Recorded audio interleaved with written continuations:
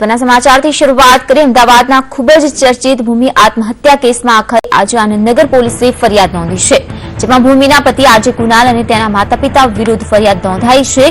આ ફરિયાદમાં આત્મહત્યા માટે દુષ્પ્રેરણા અને દહેજની માંગણી માટેની કલમો લગાવવામાં આવી છે। આનંદનગર પોલીસે 498 અને 306ની કલમો આ ફરિયાદમાં દાખલ કરી છે। તો આ સિવાય ભૂમિના માતા-પિતાએ આજે કુનાલ ભૂમિ પાસેથી ₹25 લાખની માંગણી કરતો હોવાની ફરિયાદ પણ નોંધાવી છે। તો સાથે જ કુનાલ ફોટો બતાવીને ભૂમિને બ્લેકમેલ કરતો હોવાનો પણ આક્ષેપ કરાયો છે। આનંદનગર પોલીસે આ બ્લેકમેલની તપાસ પણ શરૂ કરી છે। ઉલ્લેખનીય છે કે કુનાલ ભૂમિની અંતિમ ક્રિયામાં હાજર રહ્યો ન હતો, ત્યારથી જ કુનાલ અને ભૂમિના પરિવાર વચ્ચે અણબનાવ હોવાની વાતો પણ સ્પષ્ટ થઈ ગઈ હતી।